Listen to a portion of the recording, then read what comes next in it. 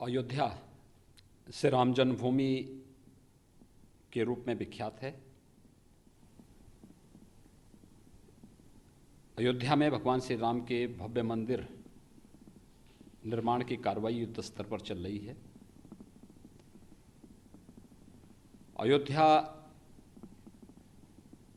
भारत की सनातन आस्था का केंद्र बिंदु होने के नाते लाखों की संख्या में श्रद्धालुजन अलग अलग पर्व और त्योहारों के समय में अयोध्या में दर्शनार्थ आता है। अयोध्या में श्रद्धा और पर्यटन दोनों का एक समन्वित रूप देखने को मिलता है। केंद्र और राज्य सरकार दोनों इस संबंध में अयोध्या के समग्र विकास को लेकर के पूरी प्रतिबद्धता के साथ कार्य कर रही हैं।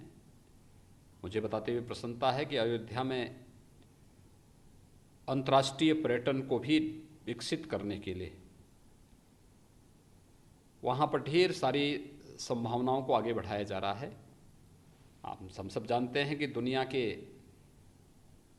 तमाम देशों में भारतीय मूल के नागरिक और भारत के अप्रवासी भारतीय भी बड़ी मात्रा में वहाँ निवास करते हैं। उन सब की भी इच्छा होती है कि अयोध्या आ सकें और इसलिए उत्तर प्रदेश सरकार ने अयोध्या के जो एयर स्ट्रिप थी उसको एयरपोर्ट को इंटरनेशनल एयरपोर्ट के रूप में डेवलप करने का एक प्रस्ताव भारत सरकार के पास भेजा।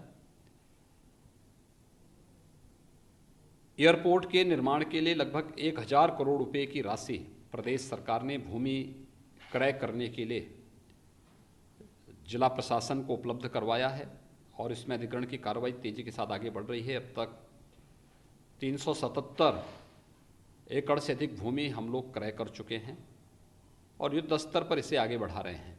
मुझे ये बताते हुए प्रसन्नता है कि भारत सरकार ने उत्तर प्रदेश सरकार के इस प्रस्ताव को अपना अनुमोदन दिया है और इस हेतु कि वहाँ पे तत्काल 250 वहाँ पे ATR 72 वहाँ पर संचालित हो सके। ATR 72 के जैसे विमानों को संचालन करने के लिए 250 करोड़ रुपए वहाँ के एयरपोर्ट के निर्माण के लिए तत्काल उपलब्ध कराए हैं।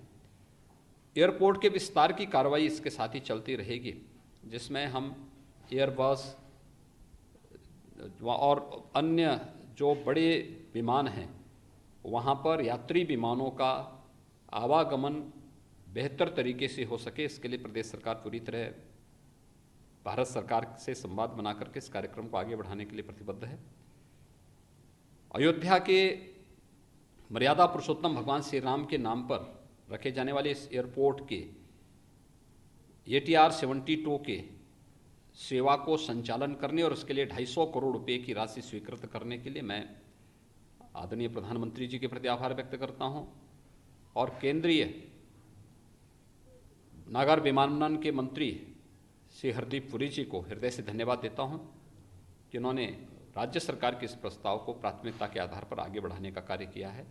निश्चित ही अयोध्या के टूरिज्म को और अयोध्या आने वाले श्रद्धालुओं को उनके आवागमन को और सहज और सरल बनाएगा।